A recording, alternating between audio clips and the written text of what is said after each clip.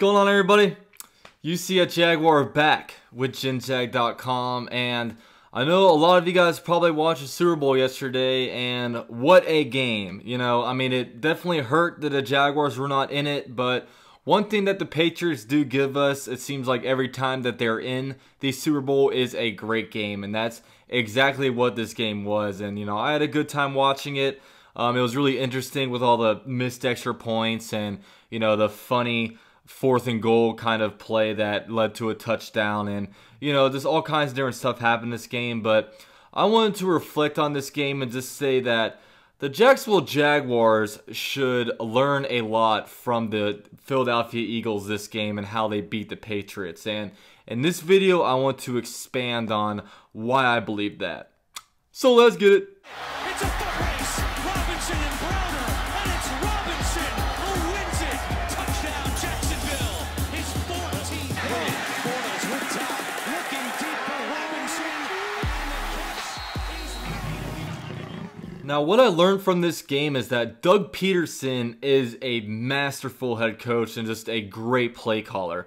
I mean, he was drawing up all kinds of crazy stuff, and I really just envied his aggressiveness this game. And his aggressiveness in this game is what led them to beat the Patriots. And on the Jaguar side, our lack of aggressiveness ultimately caused us to lose against the Patriots. And Doug Peterson literally had a backup quarterback in there, and he called plays and trusted him as if he was Carson Wentz. And when they just let Nick Foles play like a regular quarterback and not have any limitations, the dude went out there and just balled. I mean, he threw the ball 43 times, and it's crazy. This game, it was not only the most yards in a Super Bowl or playoff game, it was the most yards of any game in NFL history, and that's just some crazy stuff. Now, when the Jaguars played the Patriots, I thought for the first 3 quarters the play calling was magnificent.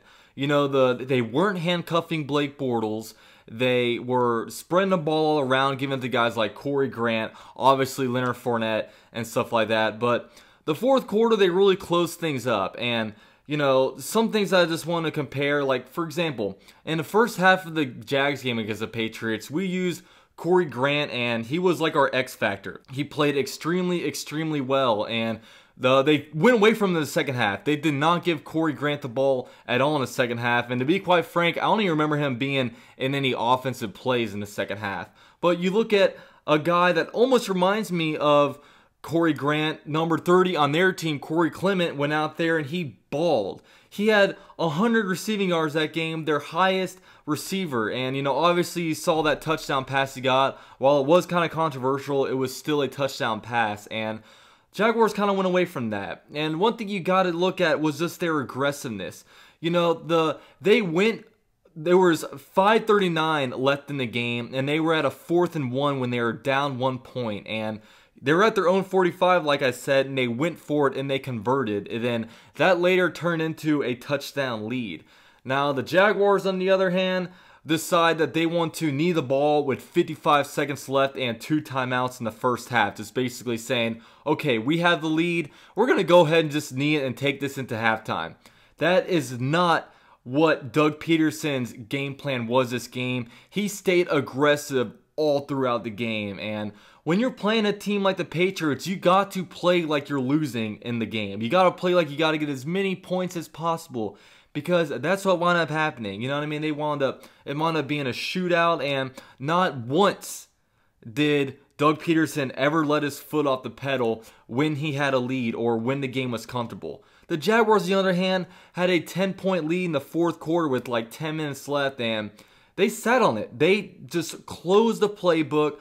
You know, like, it was so frustrating. Now, you got to ask yourself, why is it that the Jaguars wanted to go conservative? Why is it that they did not want to let us try any shots at the end of this first half when we had 55 seconds left on the clock with 2 timeouts?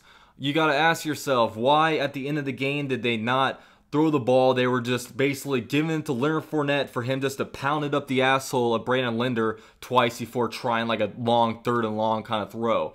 Why are they doing that? Is it because they don't trust Blake Bortles? if you don't trust Blake Bortles, then we are in win now mode. So you're going to have to find some kind of an upgrade if you don't trust Blake Bortles and if he's going to inhibit your play calling going forward. Is it because you don't trust the Jaguars' weapons? Do you not think that guys like Keelan Cole, Marquise Lee, D.D. Westbrook, do you not think they can win one-on-one battles? Or is it just your philosophy? You know, the Jaguars under Doug Marrone and Nate Hackett, you can even date them back to their Buffalo Bills games. They are pretty conservative people. You remember at the beginning of the year when Doug Marrone basically said that if we could, we would just run the ball every game. Now, you know, obviously, or every play.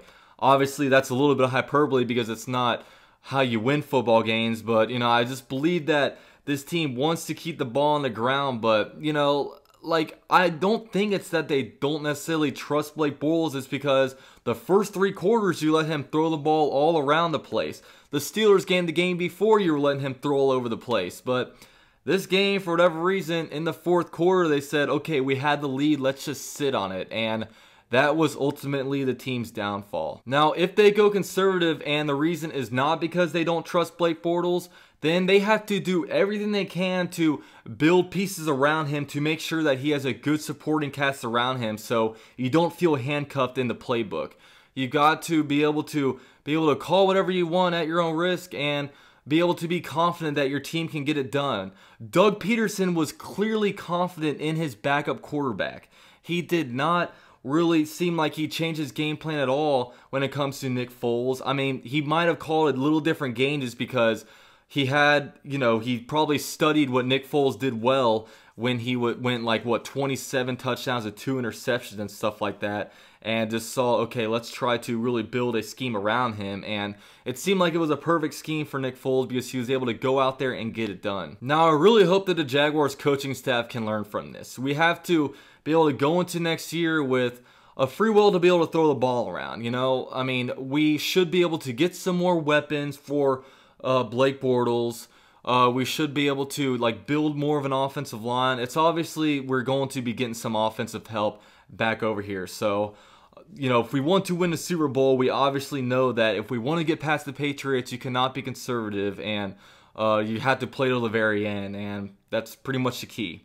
So I just kind of wanted to get that off my chest real quick. Watching that game just really made me realize, man, we've got to change the way we approach things next year just because we cannot keep going with this conservative crap and just trying to run pass when we're like deep in the playoffs. We can't be doing that anymore.